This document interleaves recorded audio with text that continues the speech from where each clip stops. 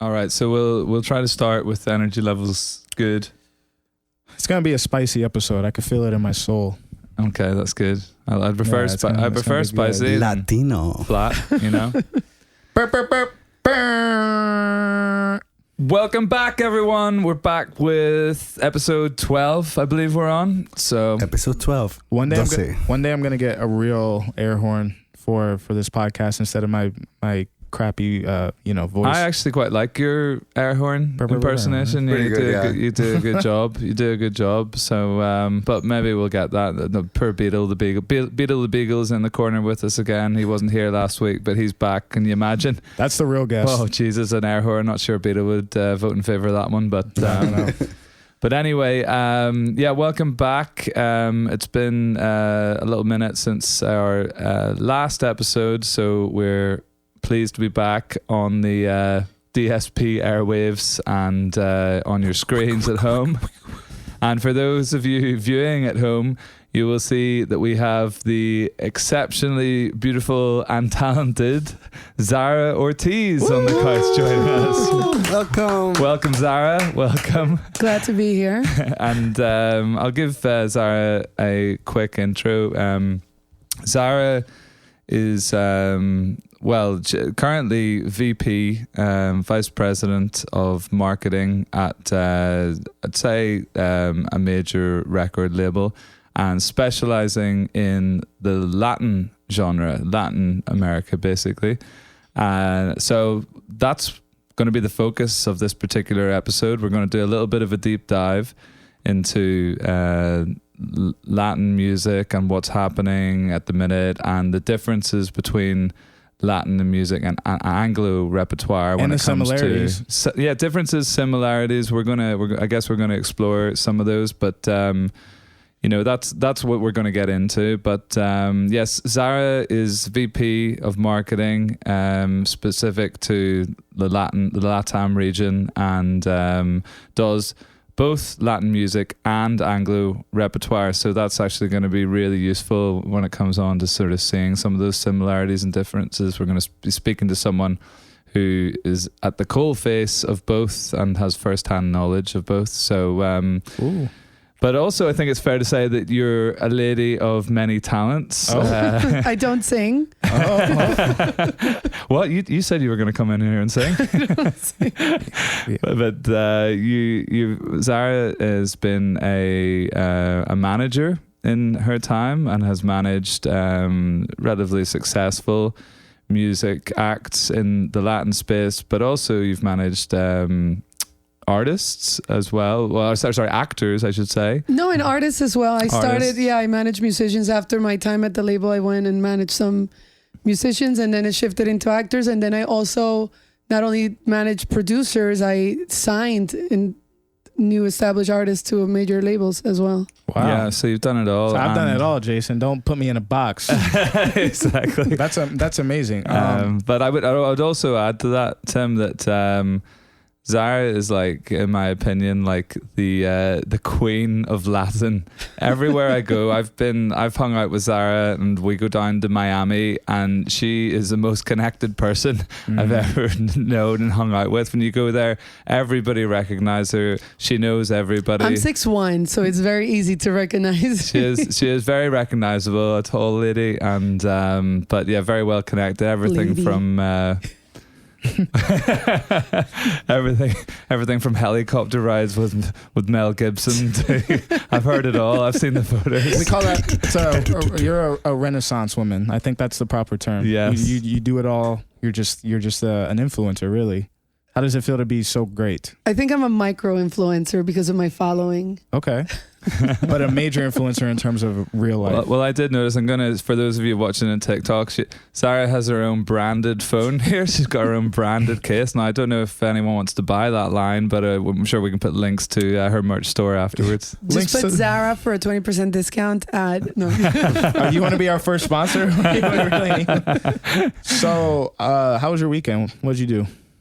My weekend was great. I went to Long Island. Okay. Hung out, relaxed, and enjoyed the quiet from the city. Mm-hmm. Nice. Yeah. Yeah, it's nice to get out there, isn't it? It's like living and working in New York City, it can be intense, and like especially this time of year in the summer, and it's like hot. Yeah. It's humid, and that actually we've turned the AC off because Danny's on like a sensitive mic, and so it's gonna be spicy and hot in the studio today. It's actually not as hot as the beginning of the summer. Bad. This is really chill it's and pleasant. nice. It's It's shifting. pleasant. It's shifting. It's fun. It's shifting, but you're right. It's good to get out of the city and out of that heat to Long Island. So. How do Long Island beaches compare to the ones in Miami? Well, I grew up in Long Island. Oh, okay. So I grew up in the North Shore, and I grew up with those beaches, but obviously they don't compare to Miami. They're very cold. They're very, very cold beaches here and dark. Mm-hmm. They kind of resemble California, I think. Okay, good to know. Miami is more, Caribbean? yeah. Yeah, the color. tropical. Right. Yeah. It's more fun. Yeah, Miami's like more clear and more like Yeah. New York is different. I get that. So I want to ask, because we touched on it a little bit about your background in terms of being an artist manager and doing a lot of different things in entertainment. What inspired you originally to get into the music industry? Well, I've always liked the entertainment industry. Mm-hmm. I went to school for communication arts here in New York, NYIT, and then I moved to Miami. And about at the age of 4, I got an internship at EMI because I'm not going to give away my age. And then the internship lasted a week, and then I started working into the industry, and that's how I got into the music industry per se, because I was looking for a job and there was nothing out. I was actually looking into TV production. And then it happened that my friend that was a radio promoter told me there was an internship available for EMI Music, which was owned Capitol Records and Virgin and a whole bunch of other labels. And I did the internship for a week. I got a job as the executive assistant to the president and CEO of the company for Latin America. So my background has always been Latin America. And from there, I went into marketing. Where are you from originally? I'm from Japan. Ooh. No, I'm Colombian. So I'm Colombian back. I'm like United Nations. I was born in Spain. 2 Colombian parents. I lived in Colombia until I was 6. Then I moved to New York. Oh no, I just said my age. Got you. 6 months, right? And after college, I ended up in Miami, and I started the industry. I was there for a while until EMI got sold off to partially most Universal, and then the rest to Warner. And that's when I went independent, started doing artist management. All of my artists were basically signed to Warner Music, which it was just a coincidence. And then I started managing actors as well, and kind of got tired of the management side of things and came back into the record industry in 2019. And I've been there ever since. Do you think that experience as a manager sort of helped you in terms of like working at the labels later on? Yeah, for sure. For sure, because it helps you deal or teaches you how to deal with the artists and their managers. Because managers are also people you deal with. Yeah, absolutely. 100%. Yeah, it's so important. All of that stuff, I think, is just like if you work in any sphere from like a different perspective, it just like gives you so much more, like insight and then transferable skills and just ability to sort of see the full picture, etc. Yeah. And so growing up with 2 Colombian parents, then was there a lot of Latin music? A lot of salsa. A lot of salsa. Cali? Cali Cali Pachanguero. And my dad, for some reason, he's a 6'5" tall guy, but he loved like really romantic Michael Bolton type of music. It was really weird. And my mom was the party one. So yeah, I had a little bit of both. Oh, well. Does that translate into like what you listen to today? Well, I grew up listening to a lot of Metallica, a lot of like rock. Yeah. Yes. Yeah, that's big down in like South America in general, isn't it? Like there's a lot of Metallica are huge. Yeah, well, alternative and rock music is big for Latin America. And we consume it a lot. Like, I mean, if you look in Spotify and you see the territories for these artists, you're definitely going to see Chile and Mexico at top 5 markets for all of them. Did you like Nirvana? I like Nirvana, but I was more like a heavier, not so depressing type of... Definitely Metallica. What was your favorite song? Oh, man. I liked a lot. like Enter Sandman, maybe. I don't know. One. I mean, I like a lot. I actually went on to their show in Mexico in the middle of the swine flu. You guys remember? Like, wow. I know we're. Oh my goodness. I know we have like the COVID stuff and all this stuff that's happening, but we used to have that swine flu, and I didn't care. Wow. I said I'm way taller than all these Latin people. Even though I'm Latin, I'm very tall for a Latin person. And I went and saw 2 shows. Wow. 2. Yeah, I saw them in Miami twice also. Yeah, they're pretty awesome. One of my favorite bands when I was growing up. Amazing. So yeah, I think diving deeper into like just expanding on that and like, you know, rock being consumed a lot in Latin America and just how you market Latin music. I guess, is it important to just sort of keep that in mind that like a lot of these areas are not one dimensional. They listen to like all kinds of music and are consuming a lot of the music outside of the US. Yeah, I mean, the way you market music is pretty much the same for both. I would say like the Latin, more reggaeton and urban, you market it more geared around TikTok and the influencer booty shaking campaigns, because that's what we Latin women look like, and that's what every guy wants to see, and that's what they've been doing a lot with those marketing campaigns. And I mean, it comes big. I mean, the Anita, like what we talked about briefly before, she became the #1 Latin woman to hit the top #1 on Spotify Global. And I think it's because of that. She did like a campaign that she was shaking and she dances great. And that record just hit it. Yeah, that was amazing. Yeah. So further, you know, a lot of our listeners, of course, will know of Anita, but she is Brazilian originally, and she started out doing her music in Portuguese, obviously, and catering for that market. But then I guess, you know, at some point she became big enough that she wanted to cross over into like, you know, the Latin space. And I think it's like, it's important, I think, just as a backdrop to know that like when we talk about Latin America, it's really kind of like 50-50 between Spanish speaking and Portuguese speaking. Yes. And that is simply because Brazil is so huge. Yeah. Right? Yeah. But actually when it comes to the different countries, I mean, what are we talking about in terms of presumably there's a lot more markets that are Spanish speaking. Country wise, what does it look like? Yeah, it's over 20 countries. Latin America is considered over 20 countries, and they do include the Caribbean. So like I think they're including Jamaica and these other Caribbean islands in it, because we have obviously Puerto Rico and Dominican Republic, Cuba, and that's not even including Spain and Portugal, which are also Latin genre. I mean, Spain, they speak Spanish, and in Portugal they speak Portuguese, just like Brazil. So yeah, so she Anita started doing Portuguese, and then obviously at one point was big enough that she could obviously speak Spanish. Yeah. So for Brazil, since they're obviously Portuguese speaking country, the music that's listened to there is either general market Anglo or Portuguese music. So when an artist hits it so big, their next step, it's really hard to cross over into the US general market. So their next step for any Portuguese artist is to go into the Spanish world, because that's going to domino effect up. And Anita made it so big also in the Latin industry. As a reggaeton artist, right? She started doing reggaeton, which is what major labels love to do. If you have an artist that is coming into the general market, even if they're a bit alternative, they just want you to have that sound, because it's what's global right now. It's what's the globalization trend that we hear with the Bad Bunnies and J Balvin and Raúl Alejandro and all of that. So speaking on that, what do you think contributed to like the globalization of Latin music? Because just as you said, it's like, you know, a huge genre in terms of global consumption. What contributed to that? Well, a lot of what I believe, or what like I also read about, is that they collaborate a lot with each other. So that you have two big artists, and there's a lot of features, and there's a lot of collaborations.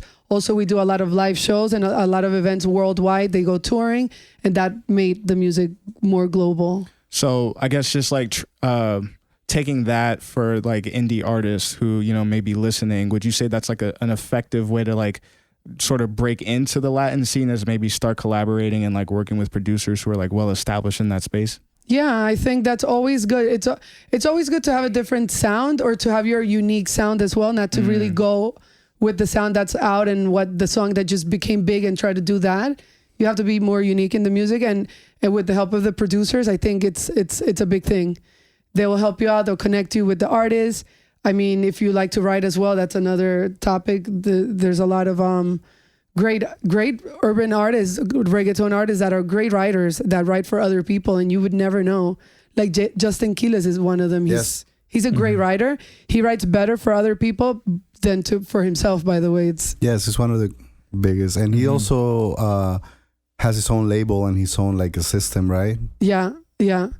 He was with Rich Music, and then I think there was some publishings were trying to sign him. I'm not sure what publishing he signed to, but he's a great writer and music artist himself. That's interesting. Just like talking about, like something becomes big, and then there's almost like a formula for success, and then I guess there's a lot of temptation, not just from artists, but almost like the labels to like, let's replicate that. We know what works, and like I don't think that's unique to Latin music. It's like it's in all genres, and if there's a formula for success, let's try our best to replicate it on the next artist and on the next artist. And I think like we all know that there's no guarantee of success in the music industry, and there's a lot of stuff that like for whatever reason it just doesn't connect, and a lot of the time it can be the song. It's just we don't have the song. But is that something that you see and I think exists a lot in the Latin world, especially in the majors? Same, yeah. I see it a lot in the majors, in the general market, and also in the Latin world. So if they see a hit song and it connected, they want to take the easy way out. They want to continue doing that because it's safer for them, and they saw that it worked. Like right now, so we had a lot of the Colombian, like we have J Balvin coming out, and we have all these new artists, and now all the labels are going into Colombia, which if anybody is here listening from Colombia, you guys are getting looked at right now. Shout out to the Colombian audience. Shout out to Colombians. Yeah, there's a lot of music and artists coming from there. And it started with the producers that work with Balvin and all of that stuff, and they just started. Medellin is I think it's one of the biggest cities right now in the world, right? Where the actual music is happening. Miami and Medellin. Medellin and Cartagena is the new trend that's coming from now. You have all these Cartagena guys coming out. Because they're urban as well. It's reggaeton, and it's that sound. The champeta comes from Cartagena. Champeta comes from Cartagena, which is that different sound that you're hearing now, because the music needed to make a change, because it's gonna get boring if everything sounds the same. Yes. So. Yeah, totally. And that's it. Like I think I wanted to hear your take on that, about any sort of artists that are coming up and, working at the start of their career, at the infancy of their career, and the journey is still ahead.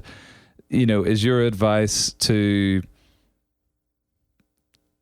stay true to their own artistic integrity, or do you have to balance that with, what is, what's popular? What's your advice or thoughts on that? I would stay true to what they are, and if they are producers or they're writing, they could contribute to what is mainstream right now, because that always is going to keep them a foot into that door, and then they could get a collaboration because of that. There's an artist that you and I know from Spain that he does that. He's very eclectic, right? He has like different sounds. He's great, but he's writing all these reggaeton and urban hits, but he's still staying true in his artistry to himself when he releases his stuff. He's very new and developing, like very developing. That's amazing. And like it is interesting, like going back to, I think they refer to it now as like the globalization of Latin music. And there was an interesting stat that was out in the last couple of weeks or what have you. I think it was like off one of the data compilers in the industry, AC Nielsen or what have you. And they were saying that the Latin music, I think it was in terms of streams or whatever. I think overall consumption in the US is like reached $1 billion in the US alone. So that's incredible. Yeah, I think it was a Music Business Worldwide article that came out that in 2022, Latin music in the United States is set to hit $1 billion, which I believe is like a 30% jump from the year prior. Yeah. So the consumption is matching with the perception of like the globalization of Latin music. Yeah. Yeah. So it's like actually reflecting that it's not just, it doesn't just feel that it's going global. Like it really is having a moment right now. It is. And if you take a look at Bad Bunny, what he did, it was Bad Bunny that he did. He released a record that was not reggaeton. It had like merengue and it had like different sounds. And the new album, Verano Sin Ti. And that was one of like the best releases for this year. I saw the stats on that as well. He's been on a roll for a minute though. I mean, since the pandemic, when he put out the El Último Tour del Mundo, and he put out 3 albums in 2020, right? Or something like that. Something insane. And also he's in a movie. He was in a movie with Brad Pitt, the Crazy Train one. Yeah. You're right. Yeah, he's everywhere. He's absolutely And he doesn't speak English. He spoke no English. Wow. Well, I mean, like that, because that's like where I was getting to with this. Like one of the explanations behind like the huge rise in Latin music here in the United States and everywhere is that there really are a lot of people who previously would not have been listening to it because they did not speak Spanish, and they still don't speak Spanish, yet they're consuming this music, they're learning the words. And I think like there was another stat or something that was 40%. 40, yeah, I read like 40% of the Latin music being streamed in the United States is by people who are not Hispanic or of Hispanic origin. Yeah. So, I mean, like, just think about that in terms of the target, the target audience to go after now, like it's huge. It's huge. And like, I can see that it's only, and that's just US. Imagine like the stat for world. Exactly. That's what I mean. Everywhere else, it's unbelievable. What I think is interesting is I guess what it seems like is a lot of fans in Latin America are more open to crossover and collaboration when it comes to US artists coming on like these Latin tracks, which I think is in contrast to like when you're trying to market stuff in the United States. Like, for example, like a hip hop artist in London, it's maybe a bit harder for them to break into like hip hop in the United States, even when they collaborate with the big artists, just because for some reason fans in the United States seem to be like less receptive to that. Why do you think, Latin fans are so open to like collaborating, with artists from the US making Latin music? Well, I think it's more that the labels are now setting them up with the general market artists to collaborate with each other, because this is something Latin artists have always done. We've always, which is why I think they became so global, because they've always done collaborations. They've always done features with each other. It's not like, oh no, I'm releasing this by myself. They do that. Now they're getting that trend back into the general market artists are doing the same thing. Like, for example, the song Despacito with Luis Fonsi and Daddy Yankee. It was a huge song. Huge. And then who jumped in it? Justin Bieber. So I think that's... he was down there in Colombia, I think, heard it and just decided he was going to get on this track. And I guess, the rest is history. It's blown up from there. But I think that's where globalization started, from that song on. And that's why like 2016, I would say.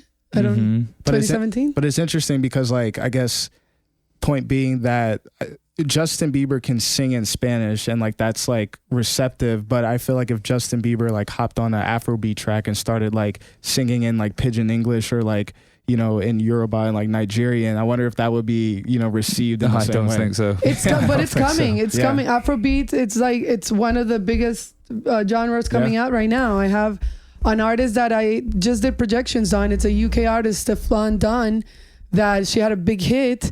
And my projections were extremely high for Latin America. And she's a Jamaican artist, if I'm not mistaken, right? Yeah. Or I think she's a Jamaican artist, but she's out of the UK. She had a big song. Do you know who she is? No. Yeah, I know. Yeah. What do you think it's easier for, like, let's say, an artist in the United States making Latin music. So like, let's say an artist from New York who grows up in like a Hispanic community, is it easier for them to break into Latin markets, or artists who are actually from those countries and like born and raised? Easier. I think it's easier if you're here, because what we're trying to do are the Latin American artists are trying to make their way up. So that's like Anita. Anita started Brazil. She made her way up to the U.S. Latin market or the Latin market. Mexico is a key territory to jump off to go up, like a staging post almost for breaking in America. If like those artists can find their way into Mexico, create a name for themselves, get popular, then it feels like it's a natural stepping stone into the United States, and vice versa, general market as well. Whenever an alternative artist or a rock artist wants to make it into Latin America, the first thing they do is go to Mexico, tour Mexico. Promo Mexico. Maybe that's what we need to do. We need to get ourselves down to Mexico. Mexico podcast. Yeah. With tequila. Hey, we're going with Tim soon. Yeah, you're going to be there next week, Tim? Yeah, I'll be in Mexico next week. Mexico City.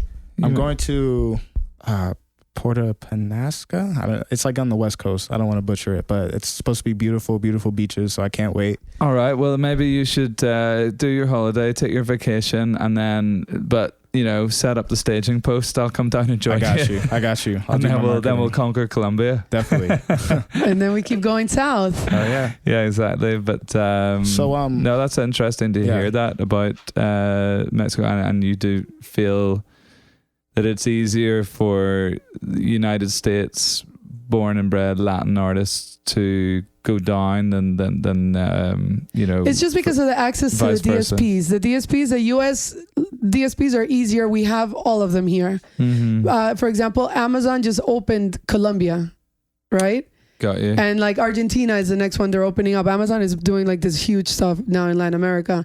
Apple Music, we have it Mexico, but we're like, it's also like getting even stronger in Latin America, because in Latin America it's like it's guided more by Claro Música or by Deezer that come in with your phone plan and things like that. It's so that's an interesting point now, because I guess one of the questions, and this goes to directly as sort of like a to our viewers and our listeners, that if they're seeking to make their own way in the Latin space, is it exactly the same in terms of marketing? Like, we've already talked a little bit about, like, you said, like, Latin music compared to Anglo repertoire, it's all marketing at the end of the day, and digital marketing, especially given that, in Latin America, even more so, it's digital dominates. There's not really much physical product there at all. Yeah, physical is like 1%.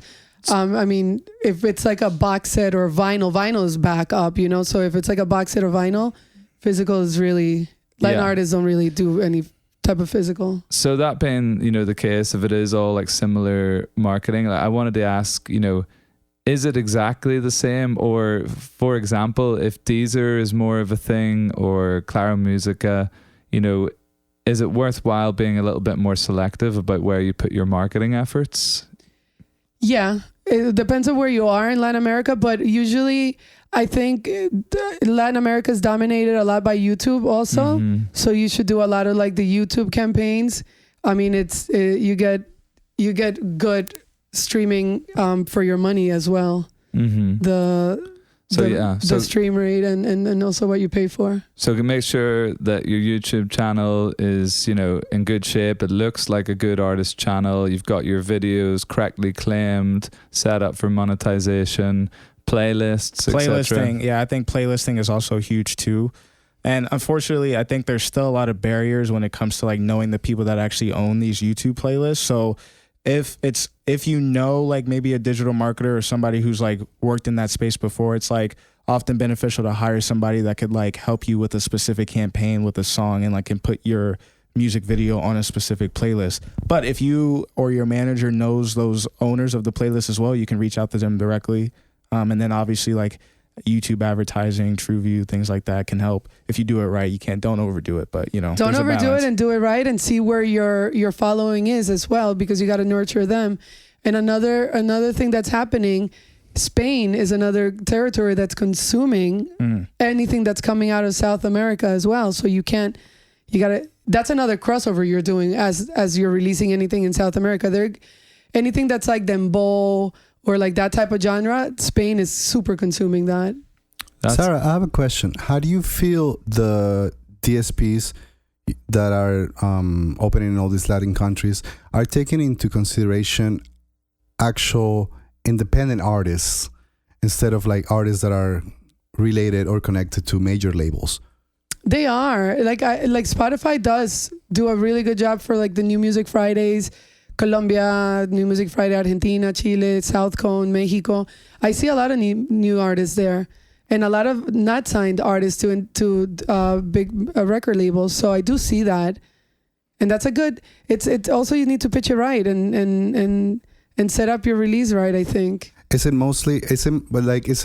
important to have direct relationships with the DSPs to be able to do those pitches, or is all done online? Like, you know, because everybody can do that. Everybody can go into DistroKid and like do the pitch and. But what is what do you think is like the secret sauce? What is the secret sauce? The secret sauce. Okay, so in that aspect of an independent, I think is the manager knowing the right people. Yeah, because the DSPs are not talking to like the independent and one-on-one. So even as an independent, you would need a manager, somebody very connected to be able to get. You do. Like that's just the reality, and probably true of any industry. You know, it's not always what you know; it's who you know, and. But you know, look, there are tips and tricks. You know, it's not necessarily about getting on the Spotify editorial playlist. There are other avenues in like independent playlisting. They do a lot of independent playlisting that will get your the eye out. Also for like if you need to find like a trend or something, like go to festivals and get yourself known as an artist. If you're independent and you don't have that label, do things to get yourself known, because these music people are going to these things, or you know what I mean? So the independent playlists work as well. Do like a really good TikTok, because in TikTok people are now finding new music. I mean, there was a song that was Concra Banana, and that song a person did a remix and it just blew it up. Yeah, and it just became a trend on TikTok. I remember that song. TikTok. Yeah, that was the song had already been and gone almost. Yeah. And then it was like the remix of some relatively unknown producer and put it up on a TikTok track, and then the next thing it blew up. So so mostly the reaction that we should expect as independent artists is to generate a sort of a viral reaction. I think so. To get the attention of the industry, so we can get into that playlisting world, right? Yeah, I mean, even if you see like what's happening on Netflix, that all these old songs are coming back because they're putting it in. What was that? The show, The Running Up That Hill. Oh, Stranger Things. Yeah. And now I think Metallica is the next song that they put up there. So it's all coming. I mean, it's just the way you market it, and it's, I guess, not doing such traditional one like I technically just said let's do the digital marketing. Do all those little different campaigns that use the TikTok, use your social media to get yourself known. Of course. I also feel like independent music, especially internationally, has like a bigger market share. So even if like you could say managers, but I feel like there's a huge like independent label and independent distribution scene in Latin America as well. Yeah, they do have a lot of the digital. They do have a lot of the digital independent distribution, like 1RPM and those guys that now I think they're even giving some marketing money to the artist. Yeah, totally. And I think like another thing which I've heard, I'd be interested to hear your thoughts on this, is like, you know, possibly for like one difference, obviously, compared to the Anglo repertoire is like, you know, where you're marketing your music and being like territory specific and not necessarily like just, you know, spreading the dollars like far and wide. Yeah. What does that actually look like? Do you feel like Latin artists can be a little bit more targeted or intelligent with their marketing spend, you know, on a territory by territory basis? I think so. I would see where their following is. Just look at their demographics. Not so much going to the cheaper country to market and do the spend, because then you're just wasting your money and you're just getting streams. So just do it right. You just market yourself the right way. You know who your target is and start there. And then it's going to have that effect that it's going to reach out, because that's what the trend that I've seen happening, you know? If you were a US based artist in the Latin scene, where would you be targeting most of your marketing dollars initially? Would you be just building your scene at home, or would you be looking to get to Mexico first? How does it work? Right now, the two territories that are really consuming Latin music is Chile and Mexico. So I would be targeting those. It also depends on the genre, because if it's more like a rock alternative artist, I would also do Argentina, it's a lot of trap artists coming out of there too. I mean, you've seen this woman. Was what's her name? Was no. There's a trap artist called Was, I think, or like a. There's a lot like Litkila. If you go look at their numbers, they're huge. They're huge. The Kazu.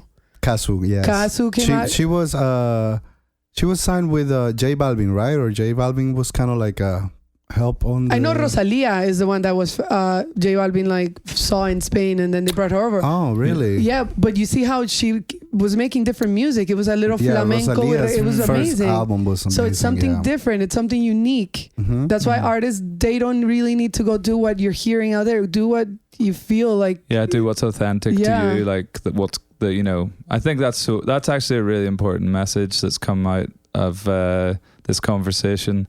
Because I think it applies not just to Latin music, but everything, you know, like you got to be yourself and you got to create your art. If you're, you know, saying something that's popular at the minute and you're trying to aspire to be that person, you know, I think you're destined to fail eventually, because you are you, you know, and this is as cliche as that sounds, it's absolutely true. And we talk a lot about authenticity. And, you know, like, sure, as you know, artists have to experiment, and, you know, that's part of the artistic process.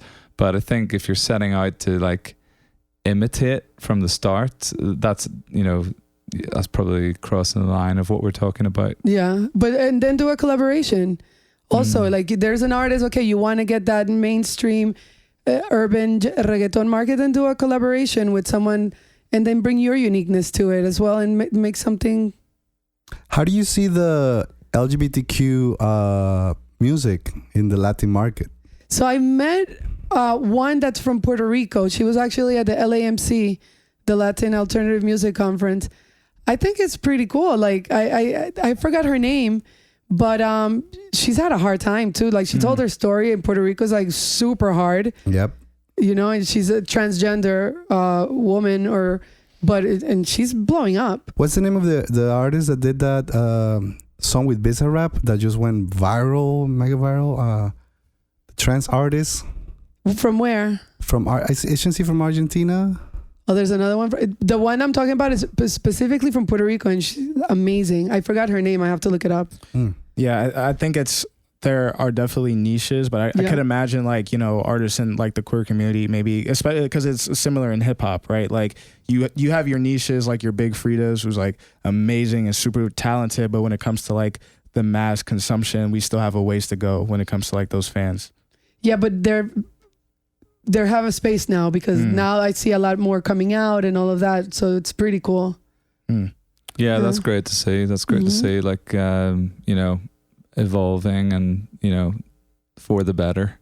How important is live music when it comes to like marketing in Latin America? Because earlier you said that the fans don't consume as much physical product, so like that music consumption like has to be made up somewhere. And, you know, we touched a lot on streaming. Is live music like a big component of that? For the Latin industry, yeah. Latin industry is there are a lot of concert goers. They love their concerts. They would go. I mean, that's why I told you it became global Latin music, because they are touring everywhere. They're touring in Europe. They're going everywhere. I mean, even from the days that I worked at EMI, I had this band called RBD. It was pop band, 3 guys, 3 girls from a soap opera. They toured the world. Like Brazil. Brazil does not consume Spanish music. It's rarely the case. I mean, unless you're a Bad Bunny or Rauw Alejandro or Daddy Yankee. and they went and did the Maracanã in Brazil. Wow. Which is a soccer stadium. Incredible. Yeah, the biggest. Yeah, huge. It's kind of like the K-pop. K-pop is blowing up, and Latin America is loving K-pop. Really? Wow. That's interesting. Loving Wow. K-pop. We gotta have a K-pop crossover with, some reggaeton. What's They're up? doing it now. They Yeah? are doing Really? it. Yeah. Wow. And also they know that they want to, and also the Latin artists also do, like Carlos Vives. They just had like this K-pop artist doing like the little dance and, like things like that. It's crossing over. Also, And it's huge. Latin music in Asia is huge. Yeah. Like the consumption of reggaeton in like Japan. And Japan Korea. also is huge for, they're a big music market, but like Juan Luis Guerra used to tour in Japan. Like, yes. La Orquesta de la Luz. Sí. This is like, honestly, it's... I see it on Japoneses, no? There was the other way around. Yes. There was a Japanese orchestra that Did salsa. in Spanish, and it was amazing. Yes. Oh wow, love to It see was like, that. yeah. Love to hear that. I'm giving away my age. I have to who are they? No. No, I was We gonna... just do a lot of research. We're very young. Yeah, exactly. Right. And even catalog is back. We have Buena Vista Social Club, and the Cuban the album / documentary, and it's like a label now, right? Kind of. they have they're signed to this specific label, but no, Buena Vista Social Club was old school. Was that World Circuit? Was World that Circuit, yeah, World the label. Mm-hmm. But they're huge, and they're nominated for a Latin Billboard now. When they released their catalog album, it was I think some anniversary year, and they're nominated for a Billboard. I got all the placements for them in Latin America. Apple loves them. Spotify loves them. They're amazing. It's just like the nostalgia, I guess. I don't know. Of course, I think because it happens, right, with music, like every certain amount of years, we go back to, like, we were listening to, we're doing a lot of disco right now, going back to that. A lot of nostalgia from the 90s is coming back. Even the rock in Spanish is kind of coming back, right? A little bit of a rock and roll you hear there in the... Yeah. So with that nostalgia, is sampling big in Latin music or not really? Sampling is big within, like a specific. Yeah, I have this artist, Héctor El Father, and they've sampled his song Travesura, Noche de Travesuras, a lot. Like all these big artists have sampled that song, and a lot of people, it's huge. So maybe the old school. Yeah, so if you're an indie Latin artist and maybe you don't have those connections yet, maybe sampling and putting that stuff out on YouTube might be a good marketing tool. Until you get to the point where you're working with a producer who can connect you with people to actually collaborate with. Yeah, I've seen that a lot. I've seen a lot of talented artists doing those live streams and singing some other artists' music in their own way, and that's how you catch people's attention. Yeah. I think. Do you know it's like when I'm sitting listening to the conversation that we've had and talking about the collaboration and a lot of the Latin markets. I feel it's like consumers and fans' openness to those collaborations, because they've that's been the way of the world down there for so long. And it actually reminds me, so I'm from Northern Ireland originally, if you can't tell by this accent. And for many years, growing up, Northern Ireland is we get British culture. It's part of the UK. And however, I grew up having all these different flavors of drinks. Let's say that we had these different flavors of Fanta, and there'd be experimental can of Coke that was released or whatever. And I assumed that this is just the rest of the country. And then it wasn't until I moved over to Scotland, to the mainland, to go to university, I was asking for these drinks. I'd be going into stores just to buy the same stuff that I grew up buying, only to find out that no one's ever heard of it.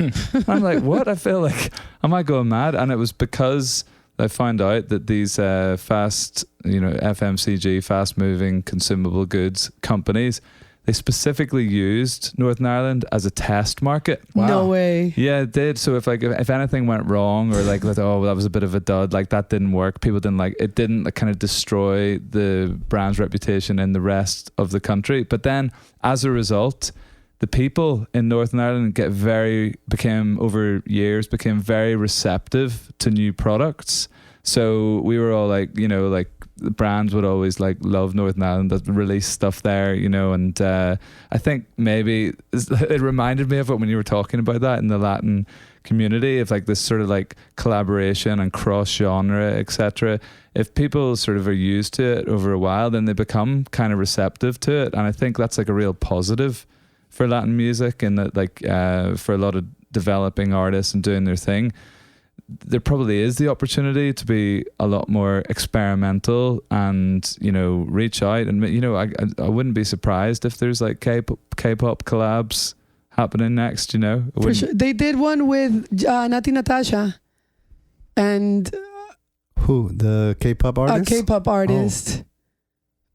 Yeah, I believe so. I believe it was Nati Natasha. But they're doing that. They're starting to do that now. Yeah. And also Afrobeat artists are going a lot into Latin, and I heard like Sebastian Yatra. And like, So go ahead. No, I'm just saying, I think there comes a point in music that you need something different. You need like a change. Yes. That's why I think they allowed our Latin music to like become global also. It was like a different change. And now that's been the trend. Like, we need some change. And I guess the Afrobeat is getting... Yeah, well, just like my family's Nigerian, like just coming from like a West African background, I think when like hearing like the collaboration, it's funny, just kind of to your point, is we even share a lot of the same grocery products in Nigeria that there are in Latin America, you know, like Goya products and all these things. It's just, we are so used to like exchanging and borrowing these cultures from one another that naturally it translates into the music. You know, it's like music from West Africa comes over here, we do our thing with it, and then it goes back over there. And that's the same thing with hip hop and all these other genres. So it's really cool to see it like play out in real time, especially at a point where we need new music, you know, when everything gets boring. Yeah, you're right. So maybe that's the next step then. Someone needs to do a deep dive and correlate the evolution of music. Grocery stores, the products in that could be a stores. dissertation. It really can. And then that's where you target your next audience. But and then to your point, Zarah, it's like artists have to sort of stay authentic, because you never know what fusion or collaboration is going to be the next big thing in Latin music or music in general, you know. So instead of trying to ride the wave that's already there, maybe try and start your own one. You know? So from a producer's perspective, I would say that music is like cooking, you know. And at the end of the day, it is all about the ingredients. It doesn't matter if you're making a burger, but if you have the best ingredients and you put the right spice on that burger, it might be the new burger that blows up, and you don't know, but you have to go in, like you were saying, you should go into yourself and discover like your own cultures. Latin American culture is so rich and so big. Like, we've been big globally recently because of reggaeton specifically. And that was the main genre that really blew up globally. But Latin music has a lot of different flavors, because depending on the country. For example, I think, I don't. Sarah might know better. Mexican music, like actual like corridos, regional Mexican music, was one of the biggest things on Spotify, right? Lately, regional Mexican has always been big. So that's the reason also why country music doesn't cross over to Latin America, because regional Mexican and banda and all of that, it's already like kind of a similar sound. So that's one music that doesn't cross over. Like country music goes all the way to Australia, Canada, doesn't really get into us because of the regional music. Colombia consumes a lot of that. A lot, yeah. We grew up with a lot of mariachi and all that kind of stuff. All of that stuff. Yeah, and also in Latin America, there's a lot of other Latin rhythms that are still not global, but they're very famous and very popular, like salsa. Cumbia. I think cumbia. So like cumbia is one cumbia actually crossed over to Mexico. Mexico has the cumbia, and it comes from the Colombian and cumbia. It also in Argentina, because back in the day, cumbia was it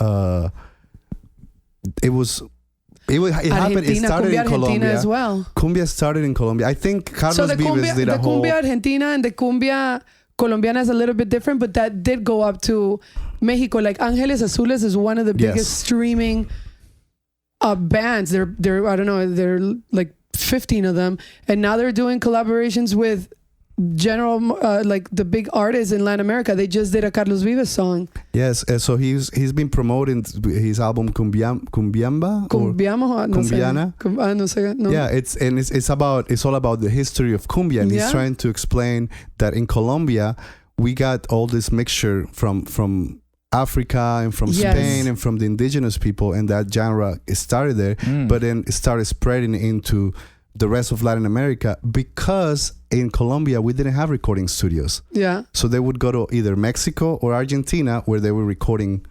And it's big. Cumbia is still big in Argentina. Cumbia is big in Mexico. And they created the whole new world about that. Yeah. When I was down in Miami last, I was at a party and it was like the launch of a studio or whatever. I met a guy and he was like, for all intents and purposes, he was now mixing reggaeton with like salsa beats. And I was explaining that in Peru, like young people are going out and they're dancing in clubs to salsa music, which to my mind, that blew my mind because I've done salsa classes and things like that, and I can't even imagine that in clubs. But that's like a real thing, and there's different types of the salsa beats normal. And things like that. It's normal. They have salsa clubs here in Brooklyn should too. Should we have a demonstration of your dancing skills? You got a partner right here. I couldn't show you these snake hips. Not on. Not before the watershed. I have a question for you. Where do you see Latin music in 10 years? Do you feel like there's going to be a cap to this global expansion, or do you feel like it's going to keep growing? I think it's just going to keep growing. Honestly, I do. I mean, it hasn't stopped, and it's just, I guess it's shifting. I don't know what's the next change of it, but maybe we had the trap coming into the reggaeton. We had like all this stuff, but that all evolved from something like reggae. I think a lot of music evolved from reggae. Yeah, and also the Latin industry, I feel artists like Bad Bunny are really opening up new doors. Bad Bunny, Rosalia, because they're taking genres that are very specific, but then they're opening like new doors about it. Like the reggaeton and the trap industry has been a very macho type of industry for a long time, but then someone like Bad Bunny comes up and dresses as a woman and does it in a very tasteful way, and respectful about like using this type of things, and it opens a whole new world. I mean, even Arcángel was saying something recently about like Bad Bunny's got the balls that a lot of other artists didn't have. It's like the Harry Styles of Latin music, maybe. Yeah, Harry Styles is great. I love that album that he released. But no, it's 100% right. And he like we said, Bad Bunny came out with an album that was merengue, which is not reggaeton. Like he's doing he's just doing that change that we needed. Like Juan Luis Guerra is the one that made bachata famous. Absolutely. Bachata was music that was danced in Dominican Republic. No one really, and then he mixed it with the Beatles. He mixed it in a way that everybody wanted to. I guess it was like not the music that everybody listened to, but he mixed it in a way that everybody wanted to dance it. And now Aventura became huge, and all the bachata artists, they became a trend. The same thing in every country we've had that. Vallenato only like the low class people will hear it, and Vallenato it blew up. Música Carlos Vives did a big influence Carlos Vives for was one of the ones that made it big, and now we have Música Popular coming out. People didn't listen to that, and now it's like coming out, and it's coming here, and it's going to Mexico. Música Popular, it's one of the biggest right now too. Música Popular de Colombia, it's going into Mexico, like the by Música Popular you mean a genre called Música Popular, or así le llaman la música popular. Let me tell you the artist so you know. I gotta go to Google it. But I think it's just like, it just goes to show that it certainly is on the rise, and there are lots more places for it to go. I mean, we talked about, here in the United States earlier, one of the statistics is, 40% of the Latin music being consumed is being consumed by like the non-Hispanic community. So I think the opportunity there is massive, and to any artists who are in that space, I think it's just a case of being authentic, finding creative ways to get your music out there, whether and not being afraid to experiment and collab to open up your name and your brand to other genres, I guess, and other audiences, you know, of like more established artists and producers, etc. Yeah. Have you got that artist for us? Yeah, so música popular is like Colombian folk music, like the romantic music that they used to hear in like the small towns. That's the next big movement in music. Como el pasillo y la música de la, okay. That's like como cumbia, vallenato y otra cosa, like something else like mixed into each other. Like a mixture. Okay. Yeah, but there's big artists right now, pero es folklore, es trompeta, guitarra. Como la papayera and all that stuff, yeah. No tanto papayera, es more romantic, more música de despecho. How do you say despecho? When you're brokenhearted. Yes. Exactly. I gotta say, like, this whole carrilera type of this whole conversation is extremely humbling, especially for somebody like me that works in the music industry. I feel like a lot of the times we get so segmented and, you know, so hyper focused on the specific genres that we work. But in terms of like career progression, it's important for like us to know this stuff, you know, because you never know. Again, like we're living in the Latin expansion. So if you're not familiar with it, then you're sort of doing yourself a disservice. Totally. It's important to keep up. And look, like, I think that's almost an analogy, or there's a lot of parallels with just the movement from the old music world into the new digital era. There's so much happening. The rate of change is so fast. And even the people, you know, like Tim and I, and you know, Danny and Zarah, who work in the industry, I can tell you that like we're having to figure it out as we go as well. You know, the whole industry is, and you know, change is happening at a pace that it's, you know, not really happened before since. And it's like, but it's exciting. It's exciting for music. It's exciting for artists because I feel music has been consumed more ways than ever these days. And I think, you know, for any young artist looking to make a career out of it, it's like, it's really a good time to be in music and to be getting into music. But like we always say, you know, it's, you know, the path is not paved for you. You have to be prepared to put in the hours, to put in, you know, the perseverance and the grit and get creative and the work that involves, you know, getting your music out there and marketing. But that's what we're hoping to sort of shed light on when we have the episodes of this Record Shepherds podcast, is trying to impart some of that information, and hopefully a lot of the viewers and the listeners will have picked up some great pieces of information. And I think actually especially today for Latin artists or artists looking to get into that genre, more than anything, like I hope they're encouraged by the conversation we've had today. But you said it really good. You said this digital world. So now the artists have way bigger opportunities to get their music out there to places they would never think their music was going to reach, like Japan, or you know what I mean? Because they're independent artists, but we have this tools that are the digital streaming platforms, and it's just going to blow up. Yeah, and I think it's just like, you know, it just to go in and you know, you got to find your audience, but the audience is global now. Yeah. So I think that's probably going to bring us to somewhere close. I have one more question. Oh yeah, Danny, go ahead. Yeah, because we were talking about how important it is, the marketing and all of this. How important do you think it is to do self-investment? I'm talking money. As an independent artist, to be able to reach to these levels where the industry actually cares.